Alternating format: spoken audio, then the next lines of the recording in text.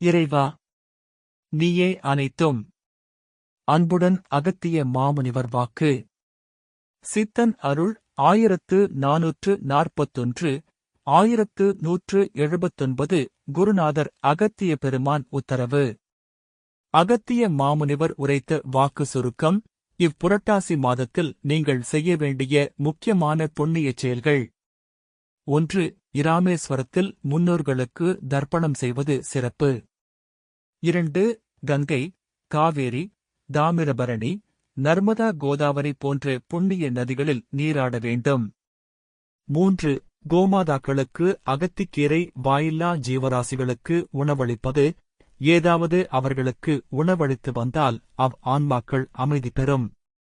இயலாதவர்களுக்கு அன்னத்தையும் வாயில்லா ஜீவராசிகளுக்கு அன்னம் மற்றும் நீர் வழங்கிடுதல் வேண்டும்.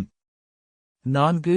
குருநாதர் வாக்கின்படி புரட்டாசி பௌர்ணமி மறுநாள் பிரதமை திதி ஆரம்பிக்கும் தேய்பிறையில் தொடங்கி மகாளய அமாவாசை முடிந்து அடுத்து வரும் வளர்ப்பிறையில் திருதியை 3ஆம் பிறை வரை 18 நாட்கள் குருநாதர் சொல்லிய இராமேஸ்வரத்தில் முன்னோர்களுக்கு தர்ப்பணம், புண்ணிய நதிகளில் நீராட வேண்டும். தான தர்மங்களைச் செய்ய வேண்டும். இப்படி முடித்த பின்னர் 3ஆம் பிறை தரிசனம் செய்ய வேண்டும். 5. எந்தவொரு உயிரையும் கொன்று தின்றலாகாது என்பேன் அப்பனே. இதனால் பெரும் துன்பங்களும் நோய்களும் கஷ்டங்களும் வந்து சேருமப்பா. 6. காக்கும் கடவுள் பெருமான் விஷ்ணு ஆன்மாக்களை முக்தி பெற செய்வார்கள். நம் உடலில் சேராதபடி நம் முன்னோர்களுக்கு முக்தியை அளிக்க பெருமான் உதவி செய்வர். எனவே புரட்டாசி மதம் முழுவதும் பெருமாளை நல்படியாக வணங்கி வரவேண்டும். 7. புரட்டாசி விரதம் இருக்கும் முறை. உண்ணாமல் இருப்பது விரதம் இல்லை. முதலில் வாய் பேசாமல் இருத்தலே முதல் வகையான விரதம். இதனால் இல்லத்திலே இருந்து கொண்டு சரியாகவே அதிகமாக பேசலாகாது. மௌனத்தை கடைபிடிக்க வேண்டும். கோபமும் கொள்ளக்கூடாது. அதனுடனே காமத்தை விட்டு ஒழிக்க வேண்டும். இதுதான் விரதம். மற்றவை எல்லாம் விரதம் ஆகாது. 8.